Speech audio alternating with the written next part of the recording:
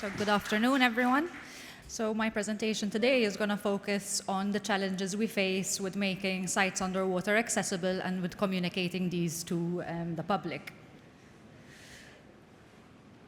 So back in 2019, we had legislative changes in Malta, where for the first time we had provisions that were introduced for the effective protection and management of underwater cultural heritage.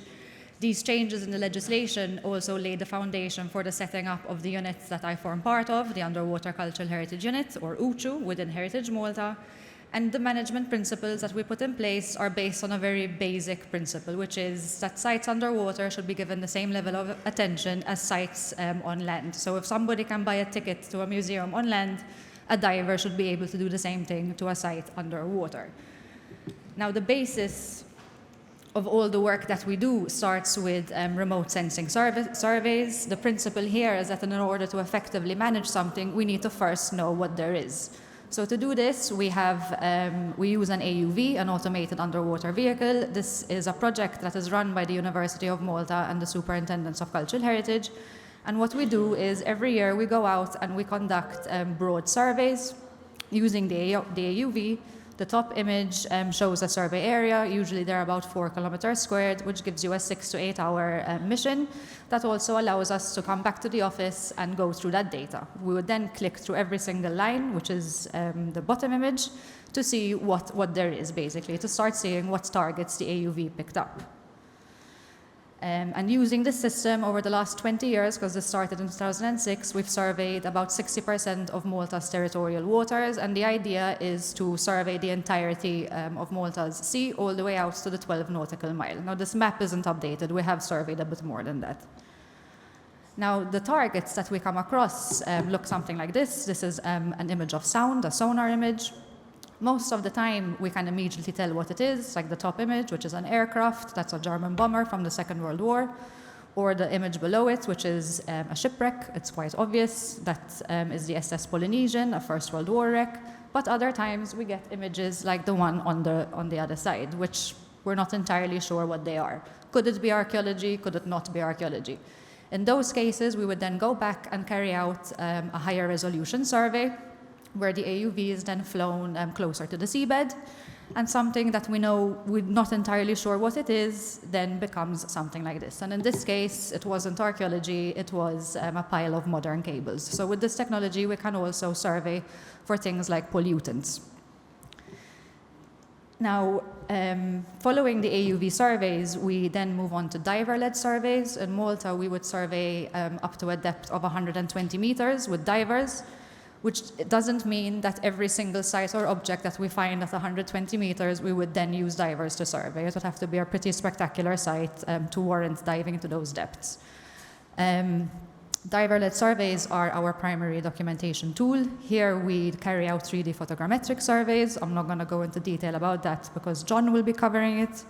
But these surveys also allow us to gather very important first-hand impressions of the site. We can look at things like site extent, so is there a debris field around the wreck?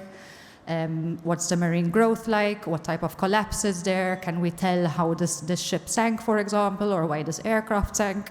And it also allows us to then pick up details from the comfort of the office, for example, where we can see the name of the wreck in the top image. That's the Kujawa. It's a Polish destroyer in our waters. Or we can even go through the raw data to start looking for things like pollutants, like the bottom image, which is munitions that are still present on the wreck and are now lying on the seabed, with all the polluting implications that come from that. Now, the resulting data that we get from these surveys look something like this. So we have a full 3D model of the site. This is a wreck, I forgot to mention, that is at 98 meters. So it's not an easy endeavor to get that data. But we can then overlay that on the blueprints of the site. And then like that, we can start isolating specific elements. Like in the case of the L-72, what we really want to know is where are the fuel tanks. And like this, we're able to take the 3D model, take the blueprints, and isolate the areas we really want to look at. Now, this data has a twofold importance. I've spoken about the scientific importance. It's a baseline record for us. It records the condition of the site in that moment in time. But it also has a great public outreach potential. Now, as a side note, the AUV that we operate by the end of the year is also going to have a camera module that is installed, which will allow us to survey sites using 3D up to 1,000 meters. So this is going to open a whole other depth field for us, because obviously we cannot survey at those depths with divers.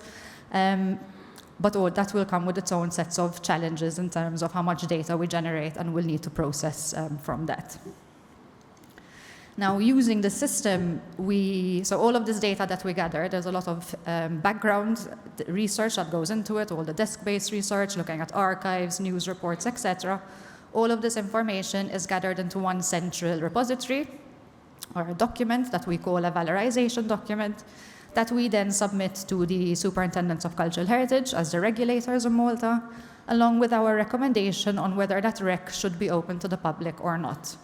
If the superintendent agrees to open that site, they then declare it as an area of archaeological importance. We refer to it as an archaeological zone at sea that comes with a protective buffer zone. So each site is protected according to its size with a buffer zone. Now, once that process is complete, another stakeholder gets involved, that's Transport Malta. They then issue a notice to mariners that essentially informs the maritime community that there is this protected wreck, there is a buffer zone, and these are the activities that you can and cannot do in that area. Now, using this system over the last 5 years, since 2019, we've opened almost 20 historic wrecks to the diving public. As you can see from the map, these are all clustered around the main entrances to Malta's harbors. This relates to the fact that these are all First World War and Second World War wrecks. And the one thing that they all have in common, apart from location, is their depth. The shallowest site is at 55 meters, and the deepest that we have open is at 115 meters. So the issue of accessibility becomes doubly important over here, because while there might be a lot of divers, not all divers can reach those depths or want to, and there are a lot of people who just don't want to dive.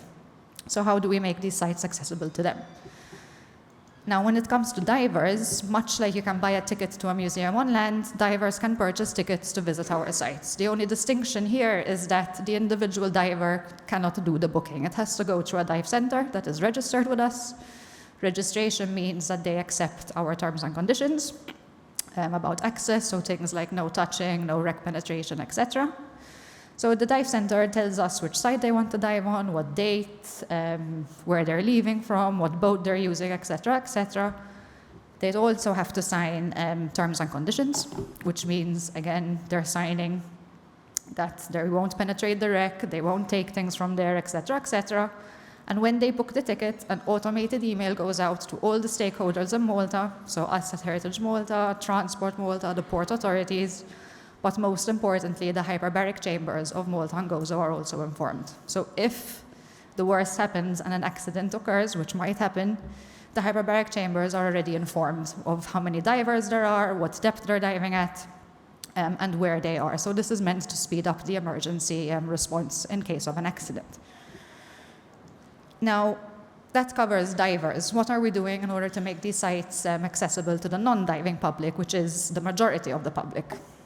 So in every project that we do, because of the depths that we're working at, we always try to get as much data as possible from those dives. So we always get 360 footage, we always get 3D data, high-resolution artistic photos, and 4K video. So for every single site that we dive, we always try to get all of this information.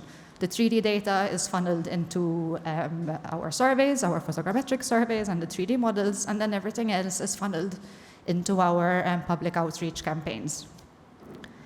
Now, the largest public outreach campaign that we run is the Dive into History initiative. This is an initiative where we work very, very closely with the digitization unit. And what we're doing is we're combining underwater 360 footage with virtual reality headsets. We're able to do this for up to 48 people at a go. And how it works is that us as the underwater unit, we go and we take the footage, then we call Jacob and Francesco, who probably get a fright every time they see my name pop up on their phone, turn up with terabytes of data on random hard drives and ask them to, here, stitch the footage and somehow get it onto the headsets. So what we do is we go to every single school in Malta and Gozo for free. We offer this, and we give a very short presentation on maritime archaeology and underwater cultural heritage, which is then followed by the 360 experience. And the idea is not to create an army of maritime archaeologists out of this. The idea is to raise awareness, to instill a love of the sea with the public, be it for its cultural heritage, its marine biodiversity, the issues of pollution, for example, because in a lot of our videos we will have plastic on the site, so we want kids to start thinking about these things and becoming aware of them. Now, the other public outreach initiative that we have is the virtual museum, underwatermalta.org. My boss, Timmy, likes to call this the best virtual museum that nobody's ever heard of. Because we're archaeologists and we're not marketing specialists. But the idea of the virtual museum was born out of the recognition that all of this data that we're gathering in 3D surveys are excellent tools to reach the public. So we essentially make something that is invisible to most people visible.